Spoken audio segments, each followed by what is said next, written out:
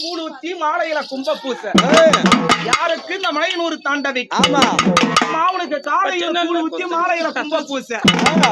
கும்ப பூசையில மாலை நேரத்துல இருள் சூழ்ந்த வண்ணத்துல தேவருக்கும் தெரியாம மூவருக்கும் தெரியாம யாருக்கும் தெரியாம